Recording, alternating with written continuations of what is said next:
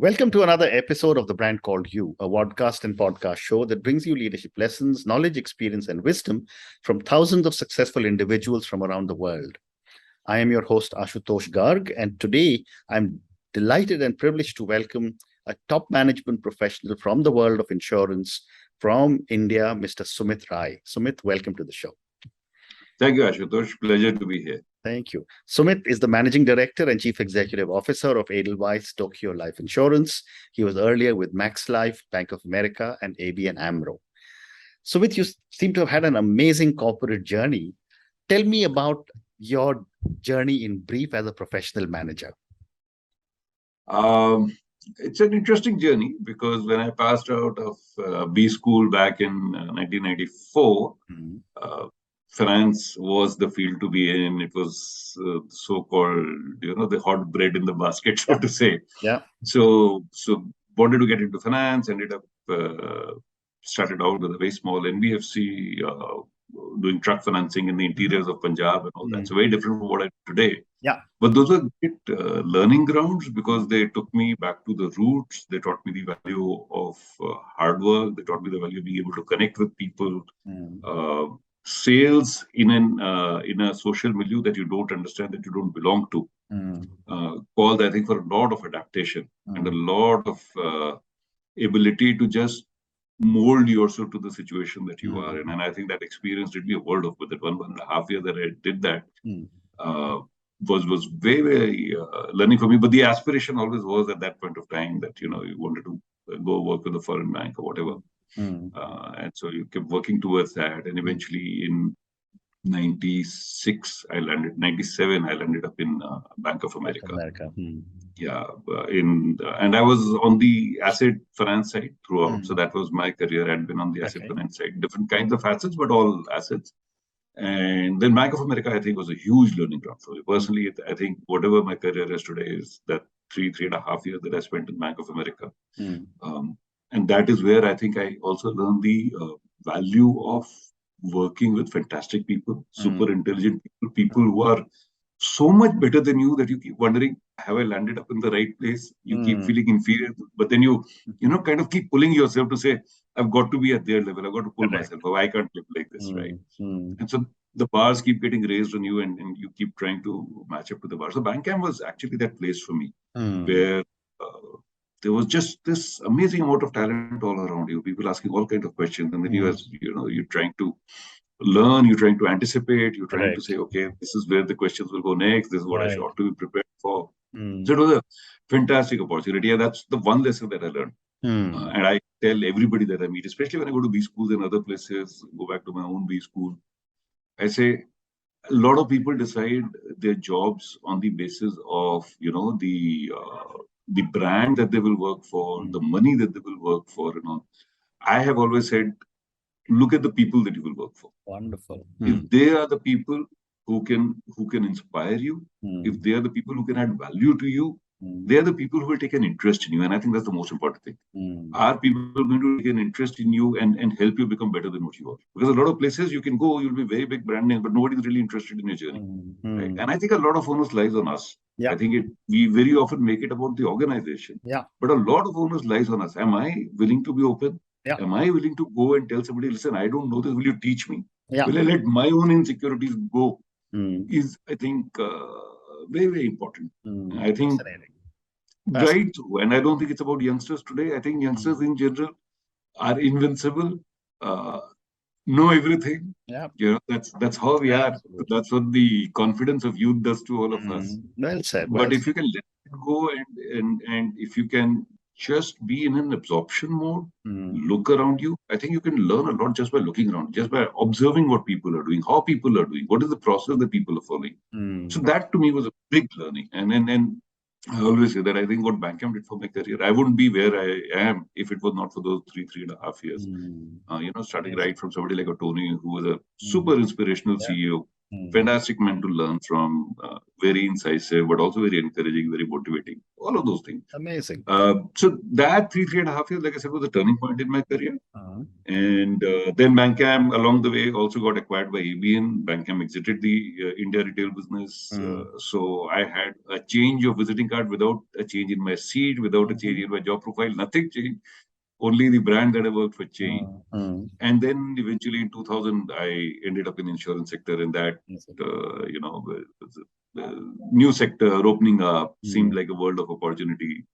I had been in assets. Insurance was the other side of the business, and so it seemed like a good way to learn something new. And I think the one thing that has always helped me in my life is a lot of inquisitiveness, wanting to learn, wanting to explore new things, not get scared by new things, but try and jump, head first, and then see how it goes from there. So that's really my journey. A lot of inquisitiveness, questions. Don't be afraid to say I don't know. Learn. I think it pans out. What an amazing set of points you have given, and I'm sure a lot of our young viewers and listeners will take away a lot of incredible thoughts that you've given in the first few minutes itself. But Sumit, moving on, what made you decide to move to insurance as a career? So there is to that both a very material answer, and there's also a slightly more philosophical answer. When I moved largely for the material. New sector, lots of people, nobody understands the business. I'm as good as anybody else is. I can create a niche for myself if I jump in early, have the the early startup benefit, and so on and so forth. Those were the thoughts that were in my mind as I started looking at what insurance could do. Also, at that point of time, and that again material, but at that point of time, the trend in the financial services side in India had started changing. One could observe that. So you knew that foreign banks would struggle. Indian banks, ICICI, HDFC, these banks were beginning to acquire market share. They were beginning to be more flexible. You knew that they were always going to understand the milieu of India better than any of the foreign banks would, and that the market would start moving in that direction. So if you wanted to be in banking, you had to be in the private sector bank in India, and which was always an option, and one had some interesting opportunities. But then the whole charm of saying, do something new, go into a new side of the business, understand something new, is what really took insurance. But what kept me in insurance, I think, is a lot more relevant, because what kept me in insurance was the fact that I realized that apart from everything else, here is a business that really impacts people's lives. Right. And I think you realize it over a period of time.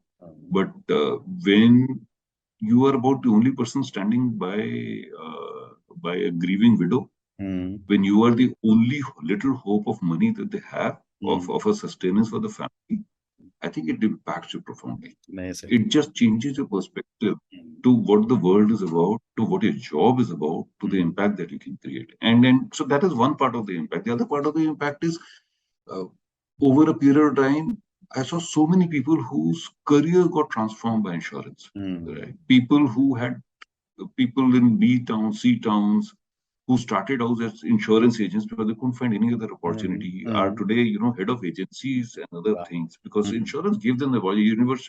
Insurance was a very democratic space for employment, right? If you had talent, you could really go right through, and you could see again that impact also of the impact that you were having on people's life, helping build future leadership. It just gives you a lot of joy. Correct. And it makes me sound very philanthropic. I'm not quite oriented that way, but it did give me a lot of joy over a period of time to see how we could impact families, how we could help people protect their dreams. And the challenge of insurance, unfortunately, is unlike many other categories, nobody gets up in the morning and says, "Today I'm going to buy insurance." Absolutely. Right? It's not a perceived need at all. It's a need that has to be created, right? Absolutely. And so that adds an element of challenge, which can at times be very, very frustrating. I remember my early days in insurance. I would go to a party, tell my friends that joined insurance. Half the people would turn away, "Ki abhi ye bechne lagega" types. I agree. Right. Well so said. those are experiences that you have. Amazing. But I think the reason I stayed in insurance is because I could sense that we were creating an impact. We've had our ups and downs. The business has had its ups and downs, but we could create an impact. The country needed something like this. And to be able to do that, to be able to see in whatever little form or way that you could contribute, I think has been tremendous for me personally. And that's what's kept me in insurance for 22 years now. It's been a very long journey. Phenomenal. So now let's come to Edelweiss Tokio Life Insurance. And I have a few questions for you about insurance in general also. But for my viewers and listeners, tell me a little bit about Edelweiss Tokio.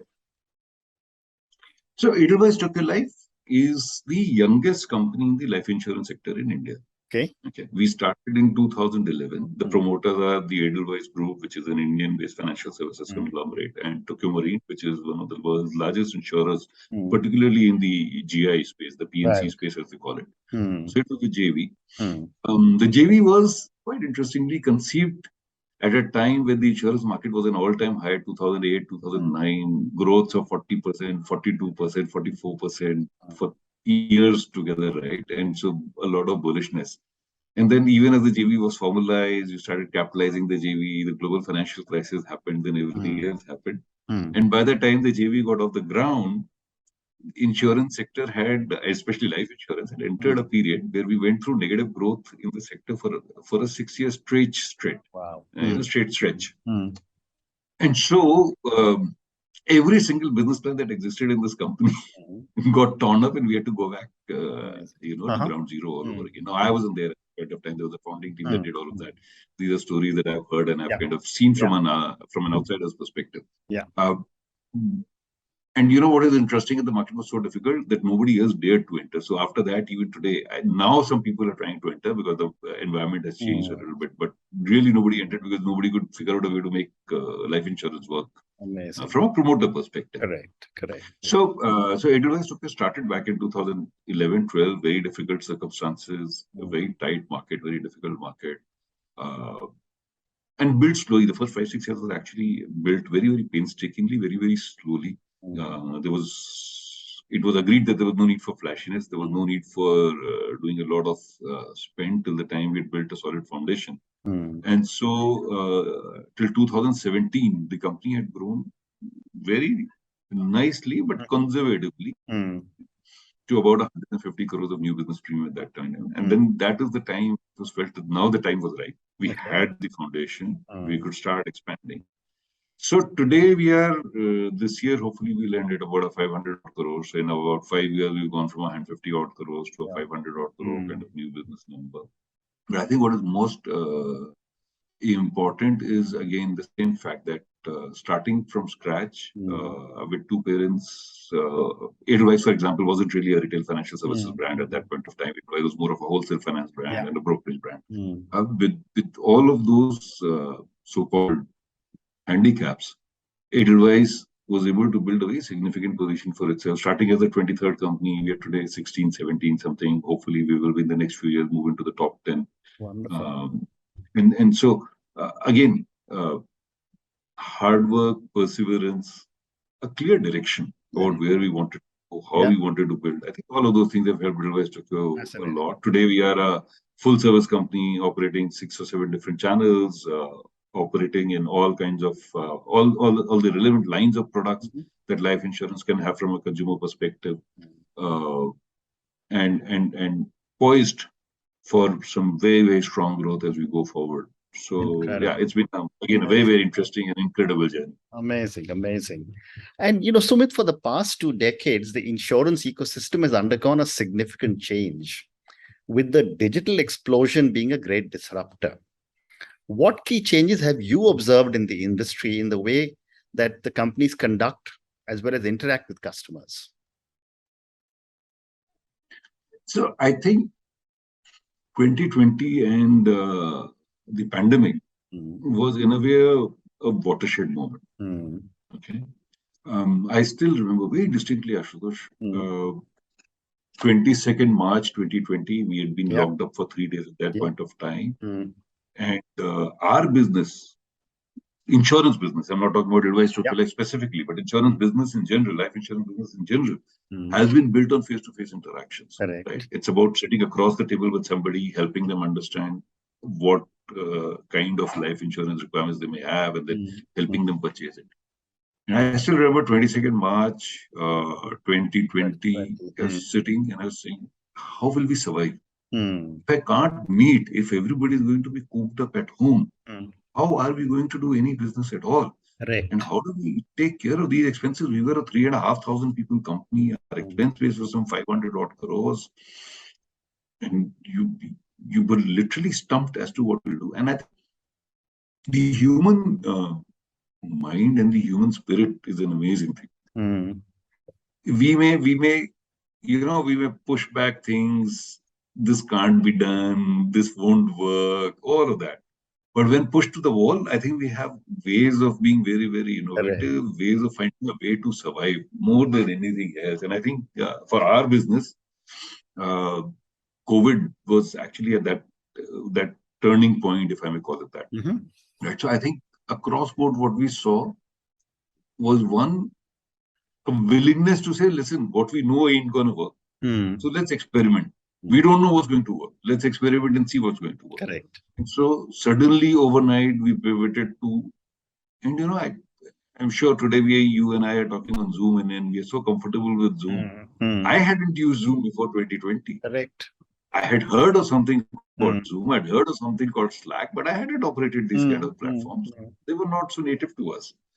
And suddenly here I am teaching, 10,000 people across the country how to set up an appointment on Zoom, how to sell across on Zoom, and so on and so forth. And then a lot of sellers will say, but sir, customer will not meet us. Why will he meet us on Zoom? And I said, but he has to still meet people, right? The customer still has to meet people. Life still is going on. Just because you're locked up in the house, life still has to go on. And I think that adaptability has been one of the core hallmarks for insurance over the last 2.5 years. Our ability to, and again, I'm talking sector, I'm not talking Edelweiss specific, I'm talking more about the sector right now. Our ability to pivot, our ability to move very, very large sales forces. Insurance companies are like large cruise ships. Absolutely. The turning radius itself is very large. Right? So when you suddenly try to, kind of U-turn the ship, we were able to do that during COVID in a very, very short span of time that I don't think in a normal time we would ever have been able to. But necessity is the mother of all innovation. Correct. And so that necessity led us to do that. And so today where we are at is a very interesting point where I think insurance is in some senses possibly going to be the ultimate omni-channel experience. Because the nature of our business is such that there are customers across the spectrum, right? There are customers whose needs are very, very simple. They need to just buy a simple term plan, for which they can go to an online platform, they can go to an online company, whichever way they feel, and do a transaction very, very quickly. And then there are others who are whose needs are a lot more complex, who need a lot more hand-holding and helping. And fact remains that there are many others who are not as digitally savvy. Correct. As some of the younger lot of people. I think this scenario will change significantly over the next 10 years. But even today, there's a large set of people who are not they may be digitally savvy, but they're not as comfortable transacting on digital platforms, especially when it comes to larger sums of money. Yeah. I think what we have been able to do as an industry is to be able to take this disparate set of customers and try and create solutions that work for them using digital platform. This whole change has been very beneficial in many different ways. For example, I think the one thing that has changed in our sector is the customer's mindset of do it myself, right? Usually in our sector, it has always been, I need something from a life insurance company. I will call my agent or whoever sold it to me. He will sort it for me. What we have seen as a big change is how many people are now interacting directly with the company, reaching out to the company through online, through phones, and stuff like that. I think things that they were never going to do otherwise is something that they started doing for lack of any other option. And it has got embedded in their mindset as a way of doing business, right? So I think digital, we are, if you ask me, we probably a little bit past the tipping point, but the road ahead is still fairly long. Okay. I think the road ahead, like I said, for us would be an omni-channel kind of a road where a customer may choose to interact with us across digital and the physical worlds. That's where I think it will go. It's like if you see some of what's happening in, let's say, more advanced markets like US, where Wealthfront or some of the other are providing robo advisory, so to say, to people, and a completely hands-off transaction, which works very well for a large set of customers, but doesn't work for the more sophisticated, the more complex needs. And there you still have the Goldman Sachs and the Morgan Stanleys of the world providing customized advice. I think we are a similar business and will continue to be similar. The early stage customers, relatively simple need, will largely go digital. And I think the companies are gearing up for that sector. The later stage customer with more complex needs and others will still probably feel the need for some advisory and will continue to work. So I think it will be a very interesting space. I think 5-7 years down the line, where we will be is going to be a very interesting space to watch. Very interesting. And, the personalization has become a big buzzword in the industry. How is Edelweiss Tokio Life handling personalization, and how have you had to overhaul some of your own processes thinking about these changes? Very interesting. See, at some level, personalization has been core to the life insurance business, right? And why do I say that? I say that because, like I said earlier, life insurance is not a felt need. Correct. Right? It's always a latent need which somebody has to invoke to help you understand what your needs are. Correct. So just that very process of finding out what the needs of a customer are and therefore what are the right solutions for the customer is a very personal process. It differs from each customer to customer. So I don't think most people realize this, but life insurance in today's slang, let's say, is the OG of personalization, so to say. Right? But I think what is changing is that world also live to some extent on the skill of the person who is interacting with you. How much he could understand your needs and how much he or she could kind of provide you the right answers. Where we are going now is a world which is a lot more digitally assisted and therefore a lot more standardized in terms of your experience. Right. How do you experience your personalization? A lot more standardized in terms of recommendation. If you have needs of this variety, what are some of the right mixes for you? I think one of the challenges that, for example, you face with human sellers is limited, this capacity, memory capacity, which means that I will remember the 2 or 3 products that I sell well, but I don't necessarily know all the products that are available in the market for the customer, right? And I think technology can help that seller to say, if these are the 5 needs, here's a bouquet of 6 things that you can do for your customer, and 2 of them he may not have sold ever before, and he probably won't have recommended otherwise. Right? So our effort today in personalization is a lot in this direction. Our effort is to say, can I help each seller? And because we do believe that largely, a very, very large chunk of our business will be facilitated business, assisted business, as we call it. Pure digital journeys will exist, but will still be maybe about 10-15% of our business. Largely, our business will continue to be assisted. So a lot of our digital effort and personalization effort in specific is around helping the interaction become more meaningful, more relevant, and throw up the right kind of recommendations for the customer. Recommendations that are truly beneficial for the customer in the long run. Right. So a lot of our effort, and very often we confuse personalization to say price. Ashutosh is in better health, Ashutosh will get this price. And Sumit is in worse health, so Sumit will get this price. And that's where I think a lot of discussions around personalization end. But actually, I don't think the question even starts there or ends there, right? I think a lot of personalization is around things like, when do you need something to happen in your life? Okay. Or life is dynamic. What I think will happen to me 15 years later today, and I might plan today for that. But 15 years later, my situation in life might be very different. I might need something completely else. How is my insurer and coming up with that flexibility to say, you know what, I understand your needs have changed. On your plan, let me give you the following 4 or 5 options that I think will suit better to your needs. Right. And I think a lot of our effort is around creating this kind of flexibility, right? That you are not locked in terms of benefits, features, or whatever today, You have the flexibility along the journey to make the right choices. Very said. Well said. Right. So a lot of our focus is around this piece. So a set of focus is helping customers make better choice. But another set is also about providing the flexibility and personalization along the journey. Because at the end of the day, my typical customer stays with me for 15 to 20 years.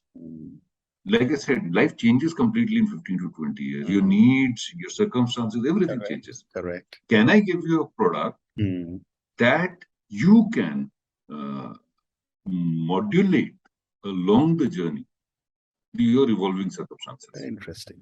That to me is true personalization, and that is what we are running towards. That is what we want to do. It's a very difficult journey, a very ambitious one, but certainly worthy of a fight. Absolutely. So Sumit, I have time for two more questions. Sure. My next question is, how has India performed vis-a-vis its global counterparts when it comes to personalization and innovation? I think personalization and innovation is a journey which is relatively at par around the world. The West might be about 3, 4, 5 years ahead of us. And the reason I say that is, I think the trends of digitization have democratized some of this process. Correct. 10 years, 15 years ago, an American agent would be a lot more superior to an Indian agent simply because of the way the American companies were able to harness, or any of the first world, American, European, whatever. Companies were able to harness the hundreds of years of learning and give them and provide them in the right doses to their seller team and so on and so forth. That process has changed completely, right? And so if you look at some stuff that a company like, for example, Ping An does in China, right?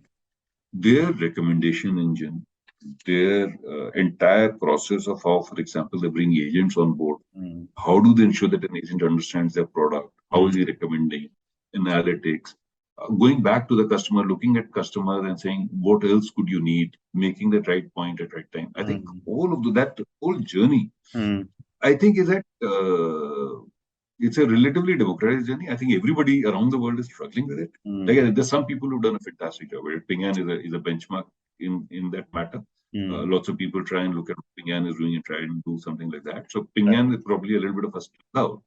But otherwise, I think, and it changes, for example, if you're in general insurance, then somebody like a Lemonade in the US is clearly a benchmark. Okay. Right? You're able to issue a policy in 90 seconds. You're able to issue a claim in 3 minutes. Wow. All of that. I think they're in a different league altogether. Right? And I think we'll all strive to get there. But the beauty is the underlying technology is all there for everybody. It's very democratized. It's a question of being able to dream your own journeys, your own processes with the right kind of outcome and then working towards it, right? So the tools are available to all. Whether you are able to utilize those tools is in the realms of the limitations of your own imagination, if I may say that. Amazing. Right? So I think GI is a different field. LI, I think the differences are not so stark. I wouldn't be surprised, for example, if in 5 years, 7 years, or 10 years from today, you found an Indian company being the benchmark around the world for digitization, because I think some of the work that's happening in India right now is absolutely outstanding. Our regulator is pushing us to do a lot of stuff on the digitization platform. I think a lot of credit should go to the government for things like the India tech stack and all, because I think they've just made things so much easier. Correct. A lot of the things that we in India can take for granted in terms of digital transactions, other companies individually have to build them from ground zero. Right. And here we have, just with a few APIs, I can do my CRISIL, I can do my civil, and I can do my Aadhaar and all of that. And I think it just makes life so much easier. So I would not be surprised if in 5-10 years you would be asking this question to the companies in the US, how are you going to catch up with India? Absolutely. Right? I wouldn't be surprised at all if that happened. Very well said. And Sumit, my last question to you, and this for the many, many people who will listen to our conversation. Based on your incredible journey that you've had across the financial world or the world of finance, what would you say are 3 lessons you want our viewers and listeners to take away from your journey and our conversation? I think the first thing, the most important thing is to be curious. Mm-hmm. The world is moving to a place, to my mind, Ashutosh, where the difference between the successful people and the failure and the people who will not be so successful will be around their ability to process and do things differently. Right. The routine work, I think 5-10 years from now, the routine work will mostly get done by computers and robotics and stuff like that. Human beings will get valued for the intelligence that we bring, because we can talk all about the artificial intelligence and machine learning and all that. The human neurons and the nerves work in a very different way, and that will continue to be our advantage. Right. And to that, I think we have to train our brain to use all of that immense potential that we have at our disposal. I think very often we forget that we need to train our brains. We spend a lot of time, many of us spend a lot of time in the gym training our body, but the mind needs as much training. Yeah. And you have to. So being curious, to my mind, is the first prerequisite. The second one is what I referred to earlier also. Who are you working with? Work with smart people. Yeah. Especially at the beginning of a career, don't worry about money. Yeah. Don't worry about designation. Yeah. Worry about it. And it gives me so much pleasure, Ashutosh, because I'm seeing something that I think at a different point of time I would have loved to do in my life. When I see these brilliant young kids doing startups, following their passion, struggling, failing, getting up again, it's just so much joy to watch. I would have loved to do something like that. Our circumstances were very different, It did not quite happen at that point of time. But I think just this ability to learn from your failures, not to be afraid of failures, just to get ahead. Your failed venture is no longer a black mark against you. Correct. In fact, it can at some points of time an advantage for you. I think those are all huge advantages that this generation has, that probably you and I did not have. Yeah. And I look at somebody like you doing something so new, something so different at this stage of a career. Yeah. It's such an inspiration, quite honestly. Thank you. Right. So I think that piece around working with great people, and the third piece around not being afraid of failure. Experiment. Don't be afraid of failure. Failure is a part of life. There is nothing, if we haven't failed in life, we are not going to get ahead. Well said. Well said. Right. Well said. To me, those are my three mantras. I think those work amazing. And Sumit, on that, the fourth one that I would talk about, because I think that's important, is be humble. Don't let your success go to head. Wonderful. Wonderful. Sumit, on that note, and your 4 amazing lessons, be curious, think of who you are working for rather than what brands you get working for or how much money you're getting. Don't fear failure and be humble. Thank you so much for speaking to me. This has been an absolutely incredible management 101 for someone young who's listening, because you said so many things in such easy to understand phrases and words. I think people will learn a lot. Thank you for speaking to me about your journey, about your journey with Edelweiss Tokio Life, about personalization and how you look at it and how you are taking things to a different level. And I sincerely hope and pray that in the next few years, I will see you in the top 10. And I will applaud from the outside and say, well, Sumit is now in the top 10 in this country. Thank you again and good luck. Thank you so much, Ashutosh. And once again, thank you for providing me this wonderful platform and inviting me over. Thank you so much. Thank you. Thank you for listening to the Brand Called You videocast and podcast, a platform that brings you knowledge, experience, and wisdom of hundreds of successful individuals from around the world. Do visit our website www.tbcy.in to watch and listen to the stories of many more individuals.